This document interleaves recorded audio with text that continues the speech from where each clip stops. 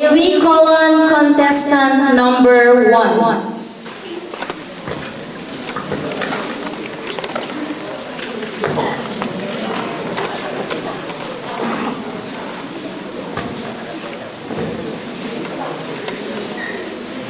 Women empowerment.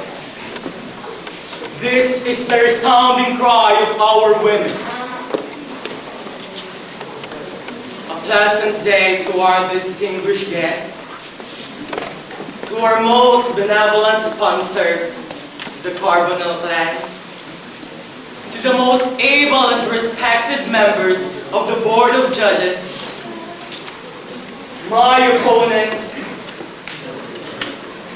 beloved parents, friends, visitors, ladies and gentlemen, listen to me.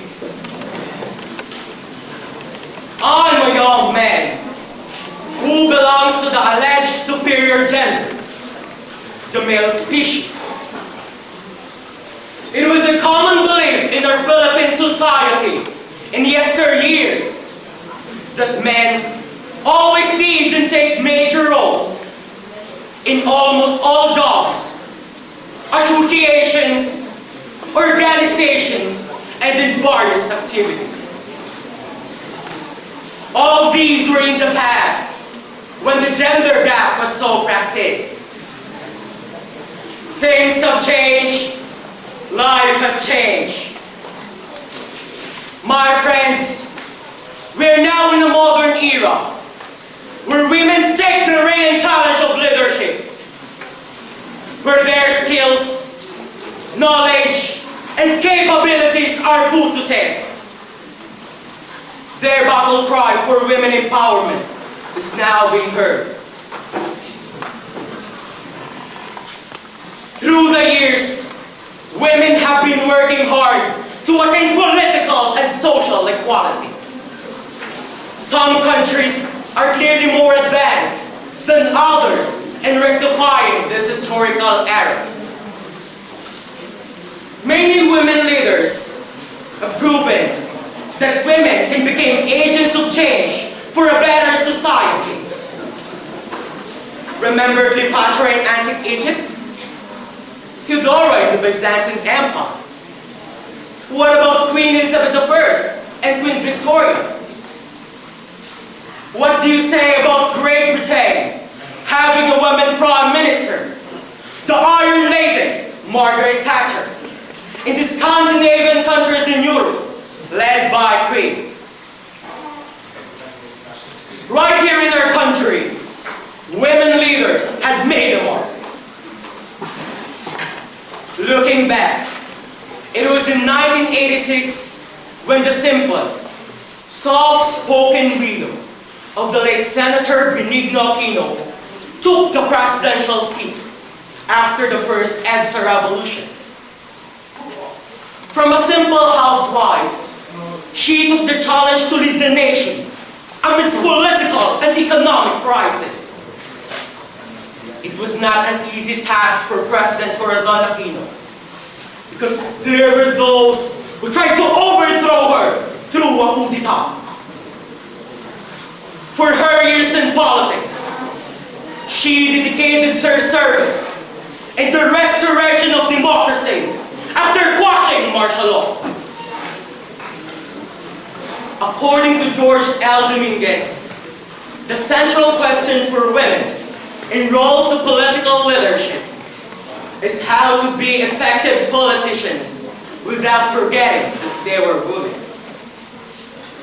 They should advocate political values that they hold dear. Nonetheless, they seek influence. Influence can be defined minimally as oriented economic policy preferences. These preferences were manifested by our next leader, President Gloria Macapagal Arroyo, who is the daughter of the former Philippine President, Diosdado Macapagal. Gloria Macapagal Arroyo was sworn in as the 14th President of the Philippines on the 20th day of January, 2001 by Chief Justice Hilario Davide Jr. after the Supreme Court unanimously declared the position of the President vacant. She was the second woman to be swept into presidency through a peaceful people power. The political field, no matter how chaotic it is, gave her distinction as outstanding legislator by several political, religious, business, and media organizations. Despite controversies and political accusations, her wit, charm, and strong character ready recognition with every field of endeavor therein. In her reign as president, legislation for women empowerment were put in place. Republic Act 1882 provides assistance to women engaging in micro and cottage business enterprises. Republic Act 7877 declares sexual harassment unlawful in the employment premises. Senate Bill number 356 increases penalties for wife beating. Senate Bill number 362 stipulates mandatory employment for women. MASA, Movement Against Sexual Abuse and Women's Death, provides assistance for battered housewives and other victims of domestic violence. All this made life so much better, so much brighter for women folk. Friends, I know that women in politics will continue to inspire every Filipino to rise above all difficulties, to fight for their human right, to be in equal standing with men, and most of all, to earn respect, recognition, distinction, self-esteem, and integrity. The involvement of women in politics has made inroads into such a male-dominated field.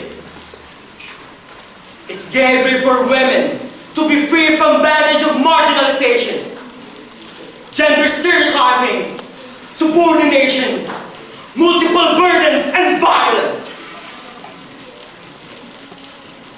Women's success in politics is a key factor in advancing the values and interests of all citizens. Female politicians govern effectively, and that they can succeed in negotiations or in making difficult decisions.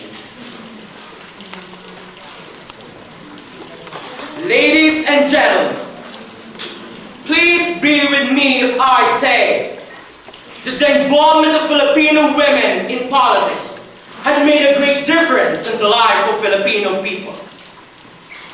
They may not equal the men in physical strength, but their wit and charm, their motherly heart and ways, their magical power, as well as the light that emanates from their eyes and the love projected in their smiles, are more than enough to make these differences.